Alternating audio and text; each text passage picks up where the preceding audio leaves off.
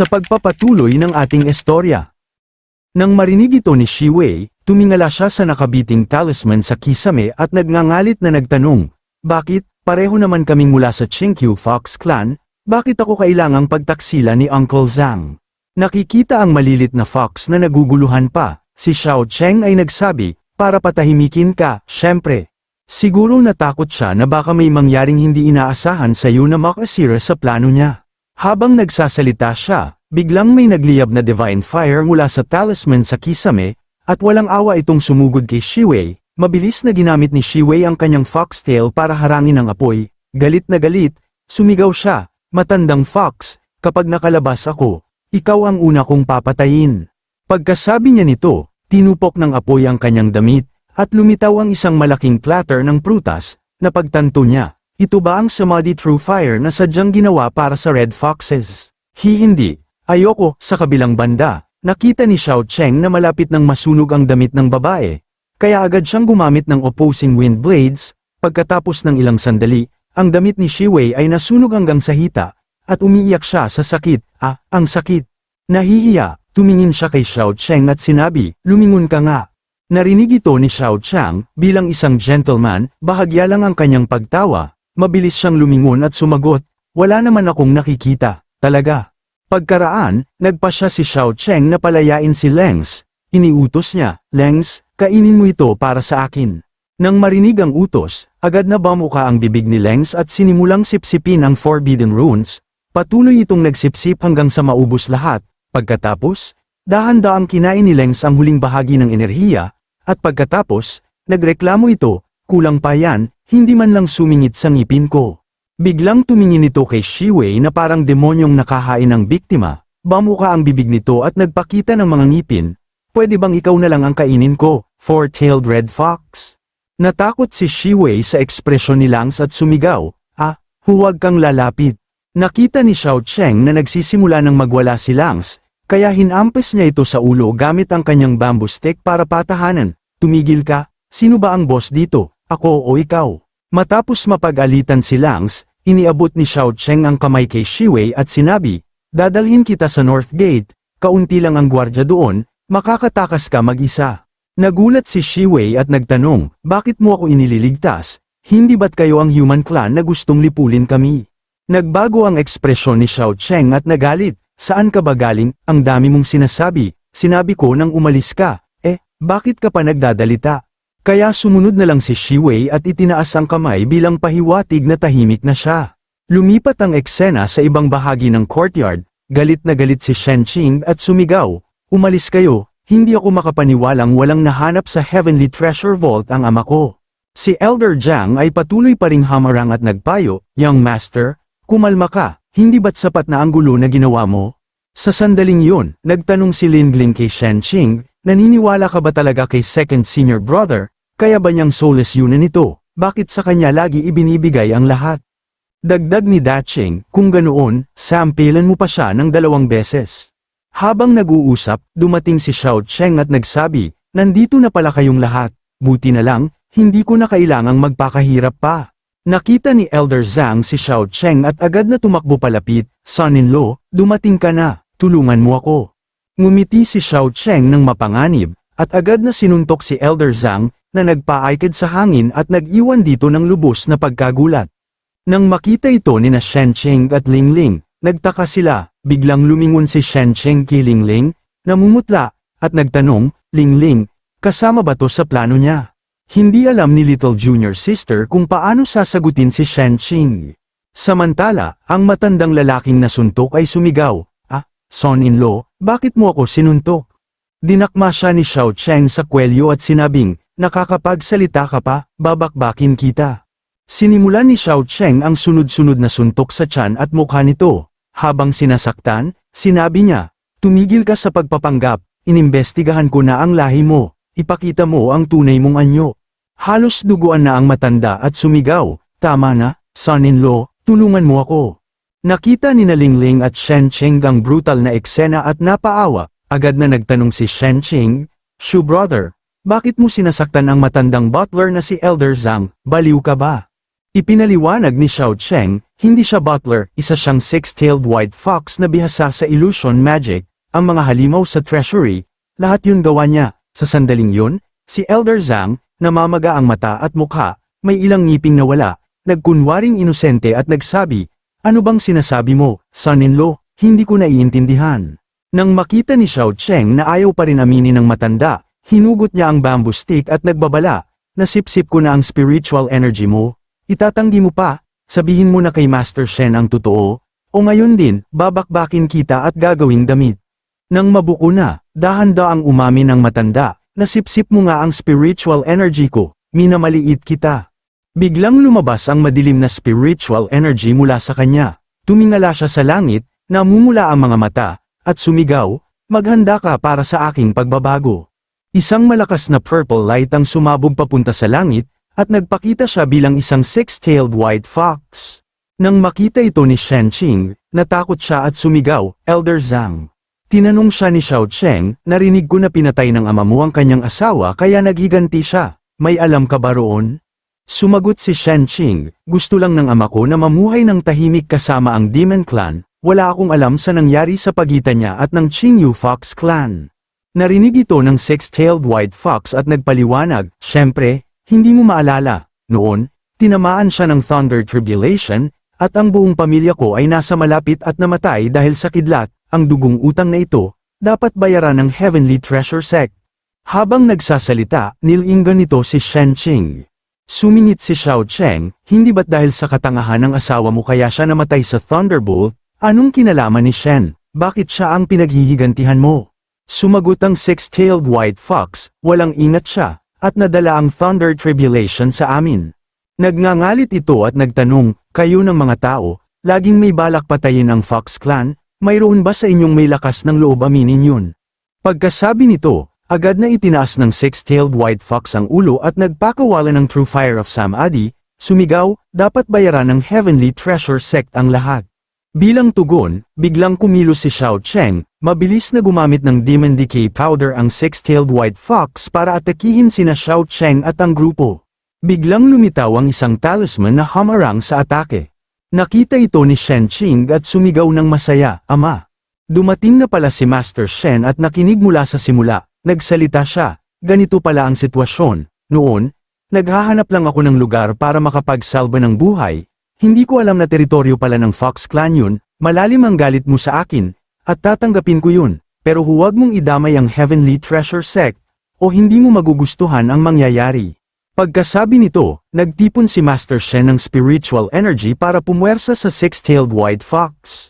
Biglang damyugo ang bibig niya, at napasigaw siya sa sakit, Bumagsak si Master Shen, at nagpanik si Shen Qing, mabilis siyang tumakbo para suportahan ang ama, sumisigaw, "Father, anong nangyari sa'yo?" Tumawa ng malakas ang six-tailed white fox at nanudyo, "Master Shen, kinain ka ng Demon Beast. Anong pakiramdam? Sususupin nito ang dugot laman mo ng paunti-unti, pero hindi ka nito papatayin agad, daranas ka ng sakit na parang libu-libong kutsilyo ang tumutusok sa'yo." Napaungol si Xiao Cheng at nagtanong, "Demon Beast, hindi espiritu o multo? Wala sa 5 elements o 3 realms?" Sumagot ang six-tailed white fox, "Tama, ilang buwan na ang nakalipas, may nagbigay sa akin ng ganitong spiritual energy at Demon Beast, ginamit ko para maghiganti, kapalit ng divine weapon ng Heavenly Treasure Sect." Pagkatapos, biglang nagpakumpiyansa ang six-tailed white fox, "Kapag lumaki na ang mga yun, siguradong mapapahamak ang buong Heavenly Treasure Sect. Higit kalahating taon ko nang hinihintay ito, kung hindi ninakaw ang spiritual energy ngayon, mas mabilis sana ang paglaki ng Demon Beast." Tumawa ito ng malakas, "Mga mahal ko sa langit, panoorin niyo ang pagbagsak nila." Nang maunawaan ang lahat, nagdimdilim ang mukha ni Xiao Cheng, inalag niya ang balikat at nagsabi, "Bigyan mo ako ng paraan para maalis ang sumpa, at ipagkakaloob ko ang buhay mo. Kung hindi, kukunin ko ang inner core mo para gamitin panlaban sa Demon Beast. Mamili ka." Nang marinig ang kalokohan ni Xiao Cheng, ang six-tailed white fox ay umungol. "Maliit na hayop, ang yabang mo, sige, mamatay ka na." Pagkasabi nito, nagtungo ang dalawang panig sa isa't isa at nagsimulang maglaban. Sa sandaling yun, biglang naalala ni Shen Qing ang isang bagay at sigaw ng malakas kay Lingling. "Lingling, may divine weapon spirit sa Heavenly Treasure Vault na pwedeng pumatay sa Demon Beast at iligtas ang aking ama. Tulungan ninyo akong mag-set up ng formation para protektahan ako. Agad na tumayo si Shenqing at sumigaw ng malakas. 9 Heaven Spirit Luminescence, sa aking utos, bukas. Sa isang iglap, lumipad palabas ang divine weapon spirit, ang mga sugat ni Shen Master ay lalong lumala. Nahuli ni Shenqing ang divine weapon spirit, itinaas ito, at sinimulan ang pag-deploy ng formation sa tulong ni Lingling at Daching. Sumigaw si Shenqing, Demon Beast, huwag kang lalaban, mamatay ka na ngayon din. Sa sandaling yun, biglang lumabas ang nakakatakot na itim na usok mula sa bibig ni Master Shen, sinisipsip ito ng divine weapon spirit, sa isang malakas na dagendong, sumigaw si Master Shen sa sakit. Ang mga mata ni Shenqing ay puno ng panghihinayang. Samantala, hindi inasahan ni Xiao Cheng ang lahat ng ito, nangyari ang lahat ng masyadong mabilis, hindi siya nakapigil kay Shenqing sa tamang oras. Nang makita ang eksena, tumawa ng malakas ang Elder Zhang, kahit na nabali ang ilang ngipin niya matapos siyang bugbugin ng husto ni Xiao Cheng. Haha, Shenqing, ginamit mo talaga ang Soul Bell? Mahusay, mahusay, ang buong Heavenly Treasure Sect ay malilipol sa mismong mga kamay mo. Ang nasaksihan ni Xiao Qing sa sandaling yun ay nagpapawi sa kanya ng malamig. Isang malaking portal na parang mundo ang bumukas sa kalangitan, sinisipsip ang lahat ng spirit souls ng mga demon beast pati na rin si Lengs, sumigaw siya ng malakas. Lintik, may mali, Xu Xiaocheng, umiwas kaagad. Nang lumingon si Xiaocheng, nakita niyang si Lengs ay tumatakbo palayo ng parang rocket. Mabilis siyang pumunta sa bamboo stick at hinampas ito, nagdulot ng pagbabago sa direksyon nito, at pinalubog ang ulo nito sa lupa, pero hinihigop pa rin ito papunta sa vortex. Galit na mura ni Lengs, putek ka, matandang fox, dapat kang mamatay ng 1,000,000 beses. Nahigop si Lengs sa whirlpool, tumawa ng hysterical ang Elder Zhang, parang sira na ang ulo. Hindi yan isang halimaw, isa talaga itong tunay na artifact spirit. Tandang-tanda ko, hindi isang halimaw ang ibinigay sa akin ng misteryosong taong yon, kundi isang ganap na mutated artifact spirit kasama ng isang blood rune. Ginamit ko ang sariling essence blood ng puso ko bilang alay, saka ginamit ang blood rune upang hatiin sa dalawa ang artifact spirit, ang isang kalahati ay kumain ng essence ng langit at lupa sa loob ng primordial treasure vault, habang ang isa pa ay dumaikit sa kalaban at unti-unting sumipsip ng kanyang lakas buhay, sa pamamagitan lamang ng ganitong uri ng nutrisyon. Kapag nagsanib muli ang dalawang bahagi ng artifact spirit, makakalikha ito ng napakalakas na enerhiya, na kayang lipulin ang buong Heavenly Treasure Sect. Nang marinig yun, napakunot noo si Xiao Cheng at mariing nagwika, ang mga karaniwang artifact spirit ay nabubuo sa ilalim ng impluensya ng araw at buwan. Pero ang ganitong uri ng mutated artifact spirit na sumisipsip ng laman at espiritu, napakabihira. Bukod pa roon, hindi ito isang demonyo, at hindi rin ito isang sumpa. Kaya't sa loob ng mahigit kalahating taon, hindi kailanman nadiskubre ng Heavenly Treasure Sect ang tunay na kalikasan ng artifact spirit na ito, matandang lobo ka talaga. Napakatuso mo, dahan-daang umupo ang matanda at ngumisi. Huli na para malaman mo ito, sa sandaling yun, tining ni Xiao Cheng si Elder Zhang at mariing nagtanong.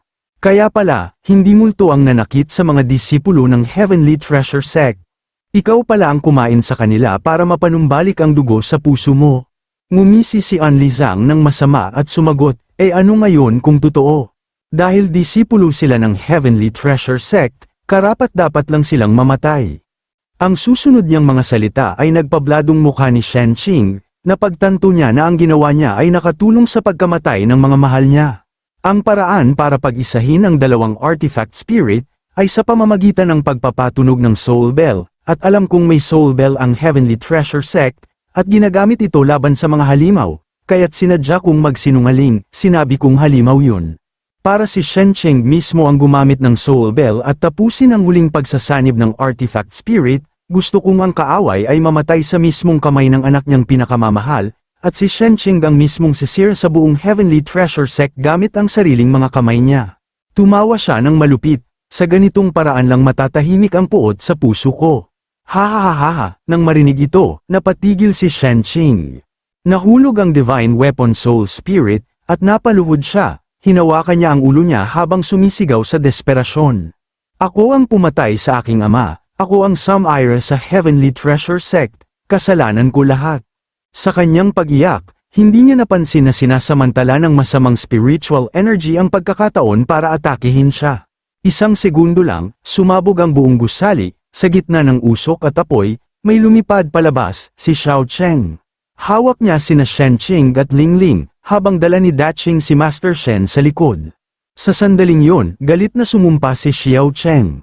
Tang ina, talagang nabaliw na ang matandang fox. Pagkaraan, ligtas na nakarating ang grupo, lumingon si Ling Ling at gulat na napaturo sa vortex na sumisipsip sa espada ng Heaven Treasure Sect. Second senior brother, kinakain ng bagay na yun ang spiritual energy ng Heavenly Treasure Sect.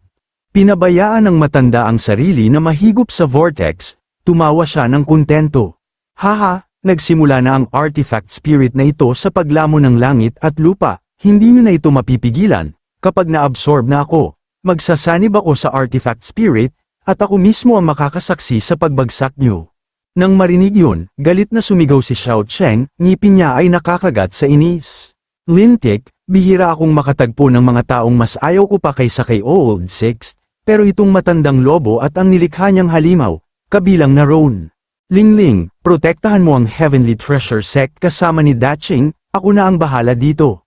Pagkasabi nito, tumakbo siya papunta sa vortex, itinodo ni Xiao Cheng ang kanyang spiritual power sa kaliwang kamay at sinuntok ng direkta ang vortex. Mamatay ka, biglang may lumitaw na maliit na bilog sa gitna ng vortex, parang mata. Pumunta si Xiao Cheng sa likod ng vortex at binulungan ito ng pabulong. Dilat na ba ang mga mata mo? Itinaas niya ang paa at sinipa ang vortex. Ito ang totoo, nahuli ng off-guard ang vortex, hindi nakapag-react sa tama. Tumilapon ito at tumama sa lupa ng malakas, lumapit si Xiao Cheng, at patuloy itong nagsisipsip.